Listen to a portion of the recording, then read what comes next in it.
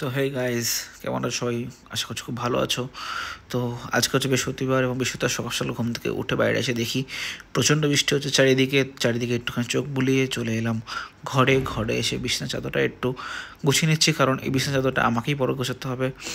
আর ভাবছিলাম যে চুল কাটতে যাবো, কিন্তু বৃষ্টির মধ্যে যাবো না বলে বসে পড়লাম খাওয়ার অর্ডার দিতে। কিন্তু খাওয়ার অর্ডার দিতে গিয়ে কী খাবার দেবো সেটা না বুঝতে পেরে চলে এলাম টেলিগ্রামে এসে আমাদের জাংশন ফুড থেকে আমি অর্ডার দিলাম আগের দিনের খাবার।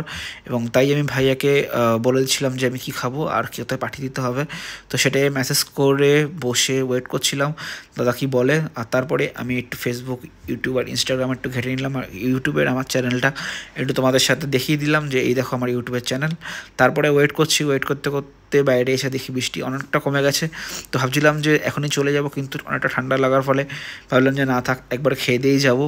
তাই এদিক ওদিক দেখার পরে যখন বৃষ্টি কমে গেছে, তারপরে এদিক ওদিক দেখে যখন দেখছি যে দাদা আসছে, তখন সাথে সাথে চলে গেলাম লিফটে গিয়ে লিফট থেকে নিচে গিয়ে পেটে বুড়ি থাবড়ে খাবার খিদে পেয়েছে এই হিসাবে নিয়ে চলে এলাম খাবার। আর খাবার নিয়ে এসে বসে পড়লাম ডিরেক্ট ঘরে। তারপরে খাবার খুলে দেখি রাইস, ললিপপ আর চিলি চিকেন অর্ডার করেছিলাম, বিকজ আমি অর্ডার করছি তো আমি জানি কি খাবো আমি, তাই খেয়ে দিয়ে সোজা একটা ঘুম দিলাম। আর ঘুম দিয়ে যখন উঠেছি তখন বাজে 7:30 আমাদের এখানে। তো তাই রেডি হয়ে পাসবুক দিলাম এবং পাসবুক দিয়ে চলে যাচ্ছি আমি একটু মাসাজ করাতে, বিকজ অনেক দিন ধরে মাসাজ করানো হয়নি। আর তাই লোকেশানটা আমি এখানে মেরে ম্যাপে এটা দেখাতে একটু টাইম লাগছিল, তাই ওয়েট করছিলাম। এখানে আমি এখন ট্রানজ্যাকশানটা অনলাইনে সাবমিট করছি, যাতে আমার নেমে এখানে কাউকে ক্যাশ না দিতে হয়, বিকজ ক্যাশের এখানে অনেক ঝামেলা করে।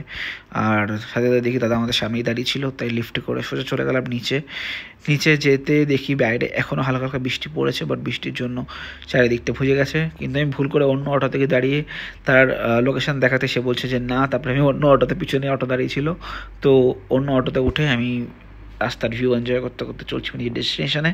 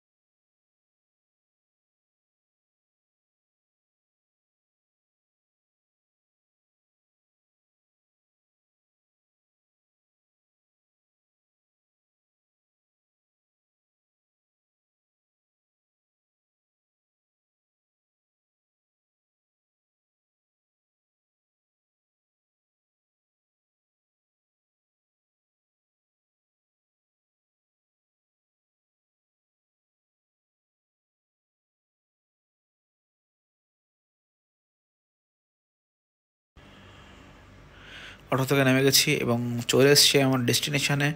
তো এটা হচ্ছে ব্লিস স্পা অ্যান্ড ম্যাসাজ। আমি এখানে মাঝে মাঝে আসি এবং এই জায়গাটা খুব সুন্দর ম্যাসাজ করে শরীরের। আর আমি নিয়েছিলাম যে ডিস্ট্রেস ম্যাসাজ যেটা আছে। তো আজকে আমাকে যে ম্যাসাজ করবে সে হচ্ছে পা পরিষ্কার করা হচ্ছে আমার গরম জল দিয়ে। বাট তারপরে আমি একটু সাহস করে তাকে ফোনটা ভিডিও করাতে সে আমাকে একটা পোজ দিয়ে দিল এবং আমি বুঝলাম যে সে আমার সাথে কমফোর্টেবল।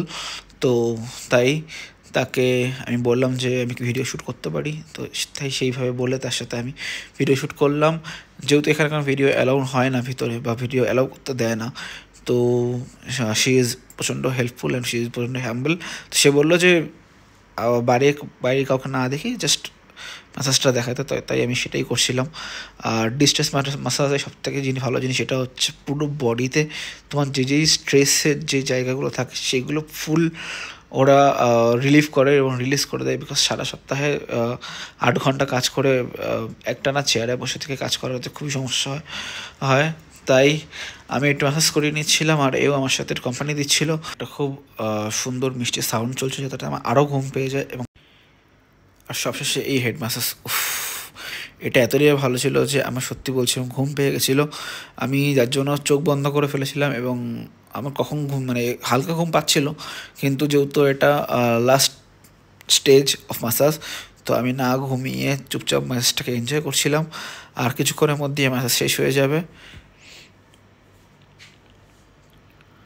তো মাসাজ শেষ, সে চলে গেছে এবং আমিও রেডি হয়ে বাইরে বেরিয়ে তোমাদের একটুখানি দেখিয়ে দিলাম যে এই জায়গাটা কেমন কি না, কেমন কেমন জিনিস আছে। তো বাইরে এসে গেছি, বাইরে এটা হচ্ছে রিসেপশন এবং ওখানে আরেকজন ম্যাসাজার বসে আছেন এবং আমাকে দিয়ে গেছে চা আর তরমুজ। তো ভাই আমি বুঝতে পারলাম না যে এখানে লজিকটা কি, যে চায়ের সাথে তরমুজ দেওয়ার মানেটা কি। তাই আমি চায়ে একটা চুমুক দিলাম, কিন্তু চাটা একদমই মানে মিষ্টি ছিল না। হতে পারে এটা এদের এখানকার ট্র্যাডিশনাল চা। চা খেতে খেতেই আবার পাসবুক দিয়েছিলাম, পাসবুক দিয়ে পাশে উঠে গেলাম। উঠে আবার রাস্তার ভিউ এনজয় করতে করতে এবার আমি চলেছি আমার চুল কাটতে, বিকজ অনেক দিন ধরে আমার চুল কাটা হয়নি। তার মধ্যে আমার বাড়ির বড় একটা মারা গেছে, তো সেই হিসাবে আমি আমার চুল কাটতে পারিনি। এবং এটা হচ্ছে আমাদের সেলুনে বসে আমি একটুখানি কেদারি মেরে নিচ্ছি, দেখিয়ে দিচ্ছি দাদাকে যে কীভাবে কাটতে হবে। আর এটা হচ্ছে ফাইনাল লুক। আর ফাইনাল লুকের পরে আমি আবার পাসবুক করে আমি চলে আসছি আমার বাড়ির দিকে। তো বাড়ির দিকে আসার সময় হালকা একটু বৃষ্টি হচ্ছিল, যার জন্য আমি একেবারে 4 চাকাই বুক করে নিয়েছি এবং বাড়ির সামনে প্রায় আমি চলে এসেছি। তো দেখা হচ্ছে পরে ভিডিও, টাটা বাই বাই।